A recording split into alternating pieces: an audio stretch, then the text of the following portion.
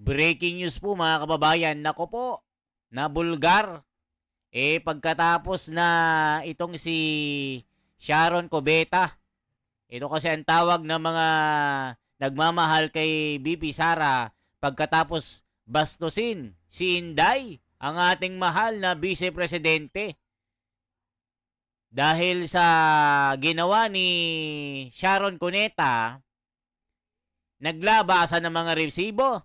Ngayon naman mga kababayan, booking Andrew E. May natanggap daw na 68 million na tumataginting nung campaign. Kaya pala kahit paos na, sige pa rin kahit laos na. Ayun o, na-booking. PBBM admin, nagbayad ng 68 million kay Andrew E. May 2025 election. Hala ka, mga kababayan. 2025 ba ito o 2022? O panoorin natin mga kababayan, mamaya suriin natin kung totoo talaga na ito ay legit.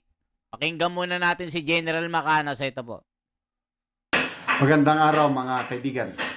Bigyan natin ng reaction opinion itong Facebook reel posted by Sarsuela. Interview ni Pinky Webb kay Congressman Edgar Erese tungkol sa exchange of messages di umano ni Presidente Marcos Jr. at ni Adrian Bersamin. At ito, pinatotohanan ni Congressman Toby Chanco yung mga ibang nakasulat doon, lalo na yung pagbayad sa isang entertainer, 68 million. Sino ba yon? Si Andrew E? Wow, laki naman pala. Andrew E. 68 million. Grabe, no? Kaya tiba-tiba. Tiba-tiba. Kahit paus na, sige lang. Million, 68 million, ayahay. Pakinggan natin ha. O yan mga kababayan, ngayon, puntahan natin itong Ito po yung sinabi po. Ito mga kababayan, pakinggan po natin. Tinanong ko si Congressman Chanco kung totoo ba binayaran mo si Andrew E. ng ganitong amount? Yes, sabi niya. Grabe naman yan. Ito po, alleged text exchange between Marcos, Adrian Bersamin under scrutiny. Nako po, dito sa On Point po. Pakinggan po natin. Did you believe him? Did you believe Congressman Livingston? Yung Did you believe... narration of facts, okay sa akin. Narration of facts, including the... Kasi hindi, yung nakita ko yung mga text exchange, message. Yeah. very detailed. Pagkatapos nakalagay doon kung magkano yung mga binibigay, actually, tinanong ko si Congressman Chanco, totoo ba na binayaran mo si Andrew E. ng ganito? Yes, sabi niya. Dahil nandoon yung mga expenses. Tapos I'll go first to the text messages later. Sorry, sir, because I don't want to lose my train of thought here. So you believe it because there were very specific messages doon po sa text And exchanges. there are other matters na diniscuss na hindi naman related sa... Yeah, that's where I want. I mean, apart from this, what else made you believe him? May mga, ayoko na lang banggitin ngayon kasi may involved pang ibang mga tao dun sa... Although hindi naman damaging, pero Such as? mga issues, mga national issues. So, wag na lang siguro. So because of that, hindi lang kasi pera, may nakita ho kayong may realidad talaga dun sa mga text message na nangyari. And then sabi mo nga, tinanong mo si Congressman Toby, he was the campaign manager of the Allianza then, kung binayaran nila si Andrew E. ng Tapos, tinanong ko, totoo ba na binigay niyo yung mga senatorial candidates na totoo naman. Sabi niya, totoo. Pero hindi naman daw dumadaan sa kanya yung pera. Ayaw niya raw dumaan sa kanya yung pera. Basta siya lang nagtuturo kung kanino-kanino bibigyan sa campaign. Kasi baka daw pagdudahan siya. Kasi nga ayaw niya raw ng ganon. Pero hindi niya naman daw alam kung anong source ng pera. I was gonna go there because maybe to some, it is quite normal. To others, it's not very normal. Kasi minsan sinasabi, hindi naman kami binigyan ng aming partido. Yung iba naman sinasabi, hindi sinasabi, pero alam naman nating nabigyan. So that does not make the story completely true. Yes. Except for the other part Kasi sabi of ko, the text totoo bang messages. ganitong amount ang binigay mo? Totoo. Tinawaran ko pa nga yan. Mukhang di na sabi sa akin. O kita nyo mga kababayan, mukhang tinawaran do pero ayaw magpatawad. Pero dito mga kababayan, hindi sinabi yung yung amount. Pero dito kay, ano po mga kababayan, dito kay General's Viewpoint, i-check natin kung binanggit yung amount para legit ito. Ito po mga kababayan ko. Panoorin pa natin to. Believe Congressman Levisto. Yung Did you narration of facts, okay sa akin. Narration of facts, including kasi hindi, yung nakita ko yung mga text exchange, very detailed. O same lang po mga kababayan I-check nga natin kung may mababanggit na 68 million dito. Pagkatapos nakalagay doon kung magkano yung mga binibigay, actually, tinanong ko si Congressman Chanco, totoo ba na binayaran mo si Andrew E. ng ganito? Yes, sabi niya. Dahil nandun yung mga expenses. Tapos I'll go first to the text messages later. Sorry, sir, because I don't want to lose my train of thought here. So you believe it because there were very specific messages doon po sa text exchanges. O kita nyo mga kababayan, wala akong marinig na 68 million. Saan kaya nakuha ni General Macanas ito? Mamaya si-search natin. There are other matters na diniscuss na hindi naman related sa... Yeah, that's where I want. I mean, apart from this, what else made you believe him? May mga, ayoko na lang banggitin ngayon kasi may involve pang ibang mga tao dun sa... Although hindi naman damaging, pero Such as? mga issues, mga national issues. So, wag na lang siguro. So, because of that, hindi lang kasi pera, may nakita ko kayong may realidad talaga dun sa mga text message na nangyari. And then sabi mo nga, tinanong mo si Congressman Toby, who was the campaign manager of the Allianza then, kung binayaran nila si Andrew E. ng Tapos, tinanong ko, totoo ba na binigyan niyo yung mga senatorial candidates na totoo naman? Sabi niya, totoo. Pero hindi naman dumadaan sa kanya yung pera. Ayaw niya rin dumaan sa kanya yung pera. Basta siya lang nagtuturo kung kanino-kanino bibigyan sa campaign. Kasi baka daw pagdudahan siya. Kasi nga ayaw niya rin ng gano'n. Pero hindi niya naman daw alam kung anong source ng pera. I was gonna go there Yeah. because maybe to some, it is quite normal. Normal. To others, it's not very normal. Kasi minsan sinasabi, hindi naman kami binigyan ng aming partido. Yung iba naman sinasabi, hindi sinasabi, pero alam naman nating nabigyan. So that does not make the story completely true. Yes. Except for the other part Kasi sabi ko, of the text totoo bang ganito ang messages. amount ang binigay mo? Yeah. Totoo. Tinawaran ko pa nga yan. Hindi na alam, sabi niya sa akin. Naman si Toby. But, Mabiro din yun. Ano mo siya, ano ba talagang motibo mo? Are you O kita nyo mga kababayan, i-check natin kung nasan yung 68 million. Sasabihin ni General Macanas dito. track? Yeah. Ay, salamat po, Congressman Edgar Erese. Isa ito sa mga hinahangaan ko na kongresista. Kahit dilawan ito, but ito yung dilawan na may prinsipyo. Ang Ayan mga kababayan, yan din yung hinahangaan ko. Si Congressman Erice kahit na dilawan, may prinsipyo. Ayon kay General Macanas. So, saan kaya nakuha itong 68 million na ito mga kababayan? I-check natin. iniisip niya kapakanan ng bansa, kapakanan ng taong bayan. Kaya sabi niya, more than 50 years na ako sa politika, this might be my last term or last gagawin ko na kung anong tama. Kaya sabi niya, yung impeachment ni BP Sara, hindi ko susuportahan yan. O, kita nyo mga kababayan, pati si Congressman Erice kahit dilawan, papanig siya sa katwiran. Ngayon si Tito Soto nag-iiyak. Hindi daw niya alam ito. Wala daw siyang ginawang indirect contempt. Nako mga kababayan, nako po, yari nung sinasabi ng mga komento dito. Ito po, lumalabas na mga baho nila. Halaka. Dati si Ate Shawi, ngayon si Andrew Ina. Nako po, humanap ka ng pangit. Grabe pala, kakanta lang pala ito, 68 million agad. Halaka, mga kababayan ko. Tiba-tiba Andrew E. Sa pira ng bayan, sabi ni Steve. Weather, grabe. Parang kanya lang ang pera na pinamimigay niya, halaka. Galing pala flood control, halaka. Biglang yaman si Andrew E. Nako po, mga kababayan. Dati, mahirap, biglang yaman, laos, biglang yumaman. Biglang yaman, tax-free, lako po. Sabi ni Josephine Maluyo, masakit talaga ang mga ginagawa nila sa ating mga Pilipino. Ang daming naghihirap na mga tao. Nagawa pa nilang bigyan ng milyones yung laos sa entertainer, mala Sharon Cubeta. Dating Pinklawan,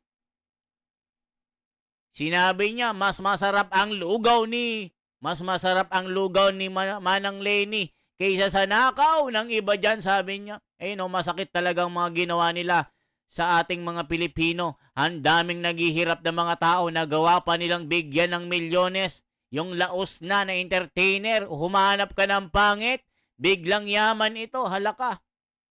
Grabe pangga ng gobyerno, mga satanas ang mga namumuno. Kailangan pa ba sila singilin ng karma? Sabi ni Be Practical, si Be Practical. Wow, grabe. Pera natin yan, binigay lang sa laos. Pera galing sa taong bayan, pinangbayad sa mga kampanya. Kawawa ang bansa sa Pilipinas, ang mga Pilipino. Kaya pala grabe pera ng bayan kung ipinangbayad kay Andrew E. Wow, baka mas malaki ang binayad kay Auntie Claire. Kaya ganyan na lang siya kung depensahan si Ngagba. Halaka, mga kababayan ko. 68 million bayad kay Andrew E. Ang daming Pilipino na nagutom, walang makain. Nako po, grabe. Plain bread.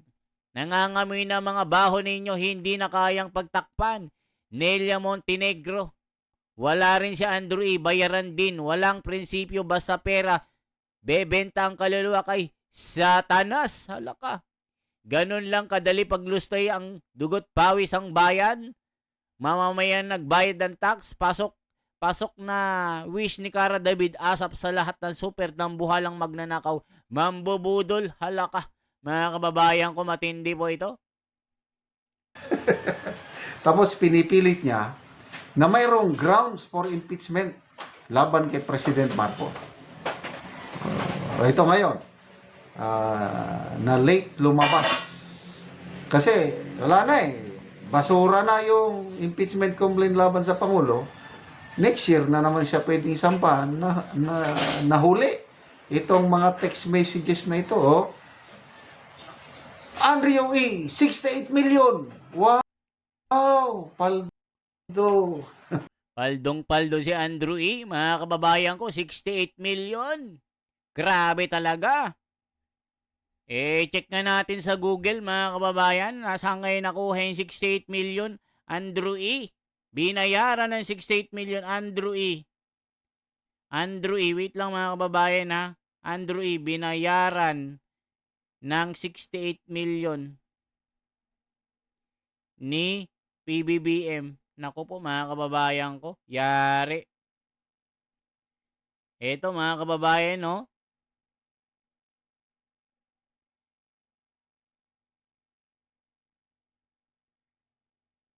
Hindi ko alam kung ano ito, mga kababayan, ha?